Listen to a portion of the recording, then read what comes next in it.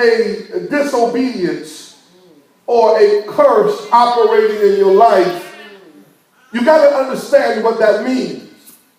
That means if you had flowers, they will eventually begin to wither because flowers don't do well in the desert.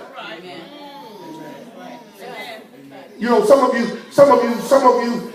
right now got to get this. You got to understand this. That, you know, sometimes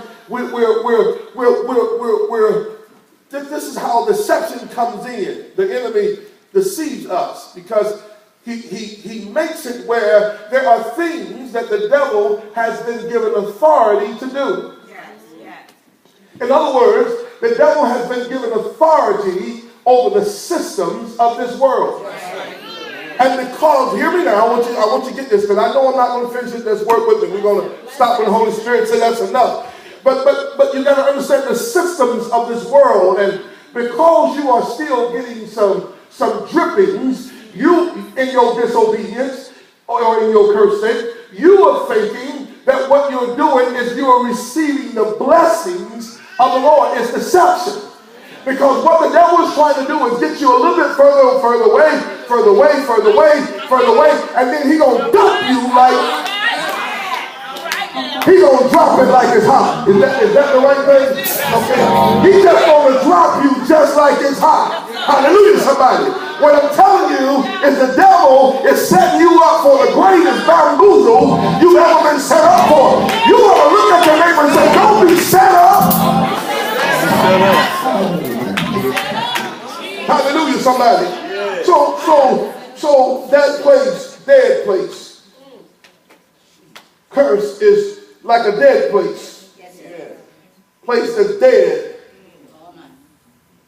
No life. In other words, the well is dried up. Nothing flowing. Nothing moving. When you see this as a believer, you have got to know that something is not right. No. You know how we say, oh, that's confirmation. Listen, how much confirmation you need?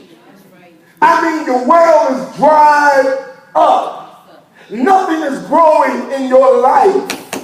Nothing is happening. Nobody is being touched. No one is being impacted. You're dead. You're dried up. There's no life. The believer is supposed to give life. The believer is supposed to call somebody who feels like giving up and say, I feel like I can make it. Hallelujah, somebody. I don't know what more confirmation you need. Y'all just pray with me. Just pray with me. We're going to get there. I think we're going to get down the road here. But the enemy has come through the door and has created a deception. Remember this, that anything that God has released unto you, that there is no devil that can stop it. So this is why the devil has to work hard in your life. He has to engage you on his turf. Yeah, he has to, see, because he doesn't have much to work with. Because he doesn't have any authority over you, but he has authority over the system. Okay. Now watch this now. He has authority over the systems, but watch this here. You still have authority over the systems. Because the Bible has given you authority over all devils. Oh, y'all better talk to me up in here. I'm telling you. But see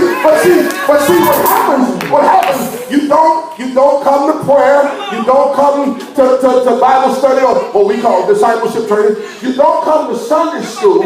So all you come to is just to hear a word and by a preacher who gets too excited that you're saying, what is he doing up there? And so what the enemy is able to do, he's able to steal the word that's in you. And if he can steal the word that's in you, now when he shows up, you say, well, could you kind of work with me? The devil is a liar. I won't work with a devil. Get behind me. You got to get out of my way because God has given me authority. I dare you to tell 3 people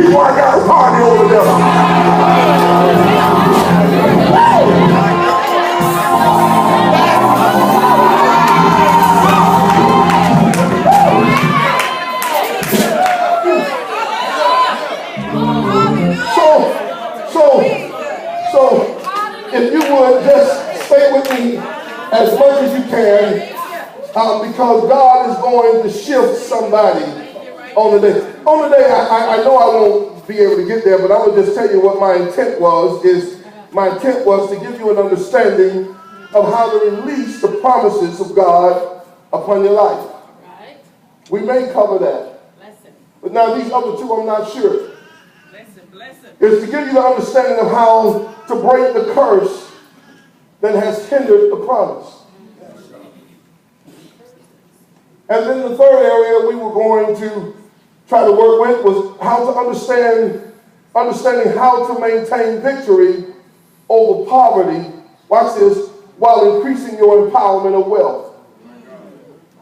Because that's like a, what do they call those things? Seesaw? Is it seesaw? Seesaw. That's like a seesaw.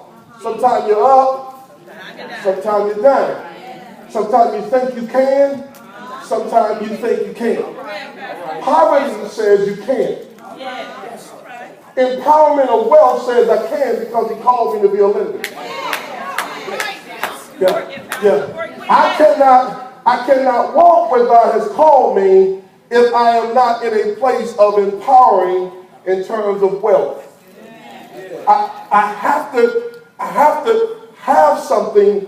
I must be about my Father's business.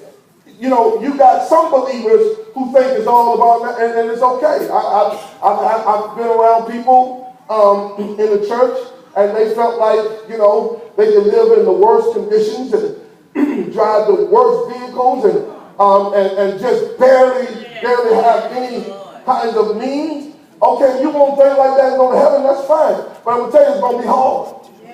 It's going to be hard because you're going to become frustrated because there are going to be those who don't have, and you're going to build up inside. It's just by default because you got that flesh that didn't get saved. You know, and it's always battling you, and you're always looking at somebody who has, and then you think, well, you think he's something. But they just walking in what God said they have authority to walk in. And because you got this, because you've been impacted by this low performing, a low expectation of life, and the people you grew up around, and the people that you've been connected to that told you that it doesn't take all that. Why? It doesn't take all that for me, but it takes all that to be a blessing to the kingdom of God. How am I going to help pay for what is called ministry? Ministry costs money. I know Ellen Wright and Evangelist Wright, they gave out a lot of materials, but I promise you, somebody paid for that.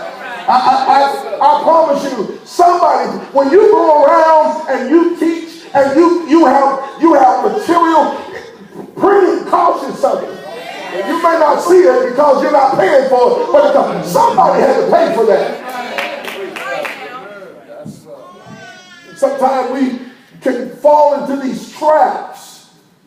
And it can keep us from where God wants to take us. But I'm telling you, God's going to do something great for you. Give the Lord a praise right there.